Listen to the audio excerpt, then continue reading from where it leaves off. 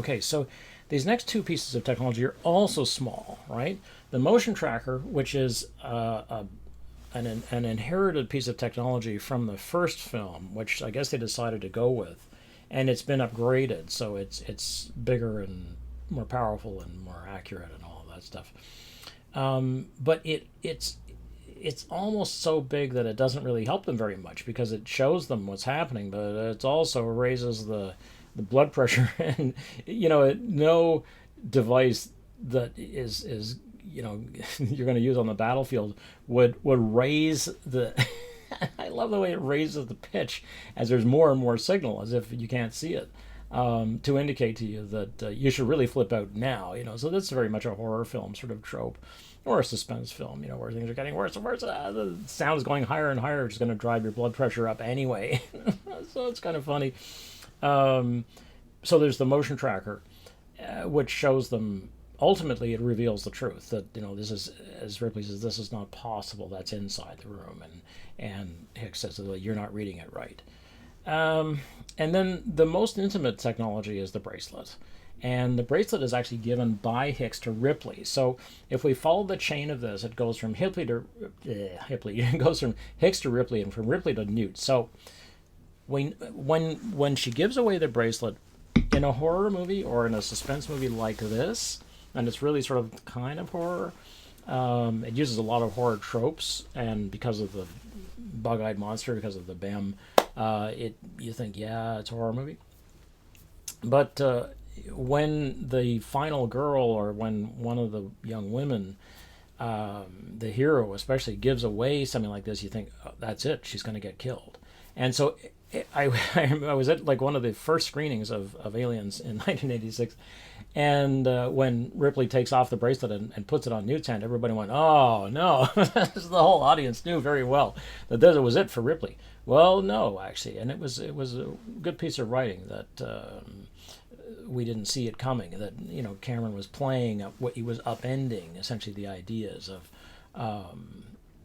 really the John Carpenter, the Halloween films, and sort of like what normally would have happened. That was like 1977. So by this time, it's nearly 10 years later. So it's a really interesting sort of commentary on the expectations that horror audiences had. So she puts the bracelet on Newt, and this is the most intimate thing, and Newt loves it. I mean, she's like any child. I mean, I think this is really well directed. She just sort of, this is something that was given to her by Ripley, who she's now obviously glommed onto as sort of her new parent, and that's a relationship which is followed up in a number of novels and comics and other things. Okay, so small, intimate, close, helpful technologies, right? Okay. So now have a look at the auto guns. Okay, here we go.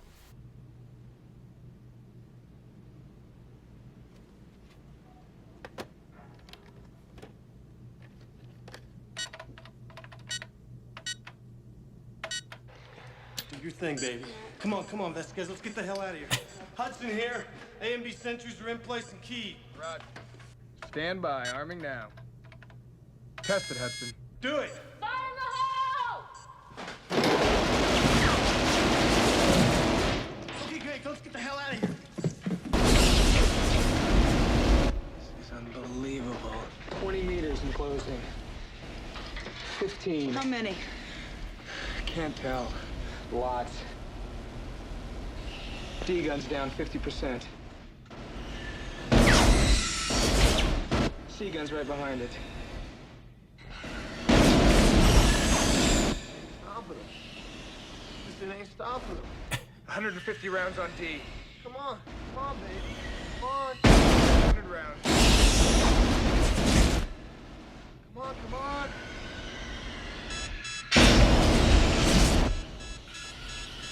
D gun's down to 20. 10.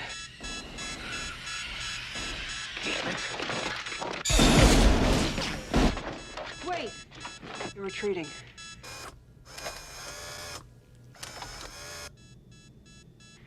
Guns stop them. You're right.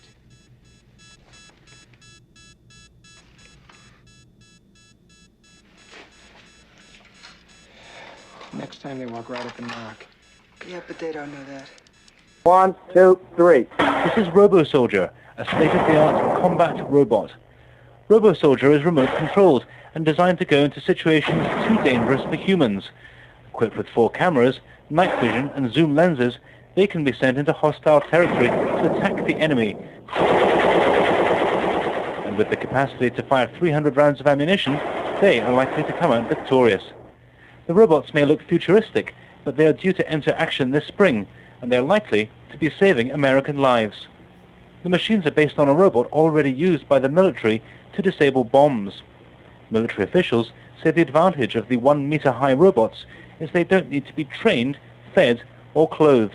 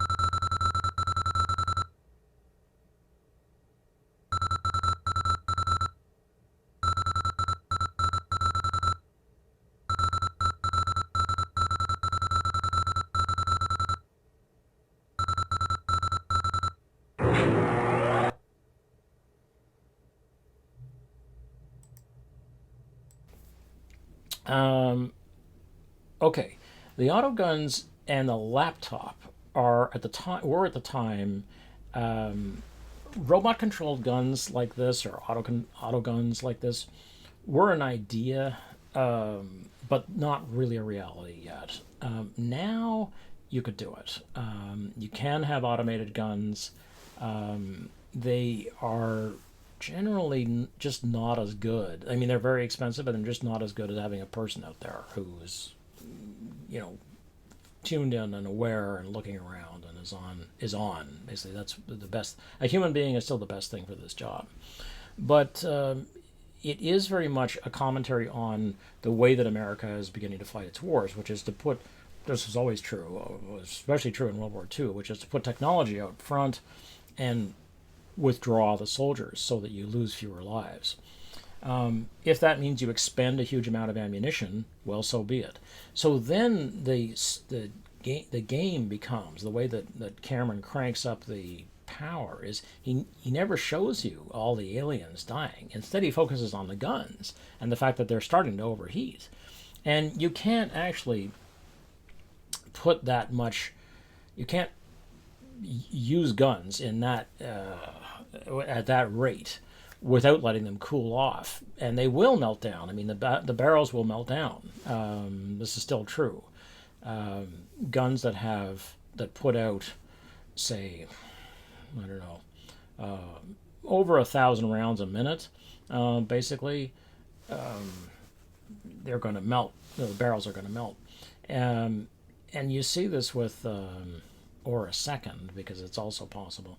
You see this with guns in the gunships, and the only reason you can have them, you can have, say, these belt-driven, motor-driven Gatling guns, is that they're cooled by the air because the helicopters are flying, or you can put them in aircraft because the air is blowing down the barrels so fast that it's cooling the gun off while it's firing. So you can do that.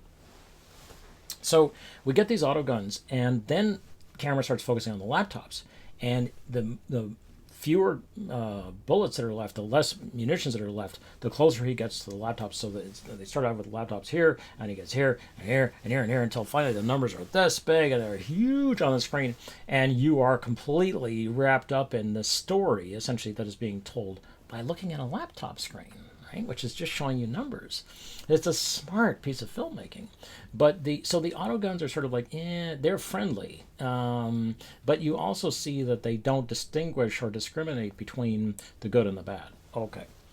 All right, now I've added into this some little pieces of what this kind of robotic technology looked like from about 16 years ago, the beginning of the Iraq War. And these weapons, the ground weapons have turned out to be, they just face too many different kinds of environment, and especially in the Middle East. And so the stuff that's really been successful has been the drones and drone warfare in the air, because there are drones in the ocean, drones on the ground, drones in the air. Drones in the air has turned out to be the way to go. And I included this piece from DARPA, which is a theoretical concept. And this is the kind of thing which gets weapon systems built. I mean, you make this kind of thing, and then you go and talk about it, and then they're like, yeah, okay, we'll give you $2 billion to develop that. Go. And you give the contract out to Lockheed or Grumman or whoever it is, and they start working on robot systems. And so the self-healing minefield, the reason I'm putting this in is that it's an interesting idea in terms of the mines are shown hopping, because that's the theory, is that it's better to have a mine hop, especially in a rocky terrain, than roll or even go on treads, which you see with the Talon robot with its little recoilless weapons. And that's what people say, but those are, if you put a weapon on a little rolling, a treaded vehicle, it'll knock itself over. It's like, no, these particular weapons that you're looking at are electric.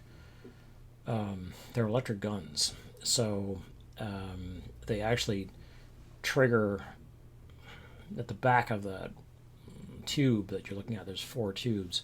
At the back of the tube, you hit a switch, it ignites a fuse in the round, and the round has its own propellant, which is what do they call them? Recoilless, so it doesn't knock the thing backwards. Okay.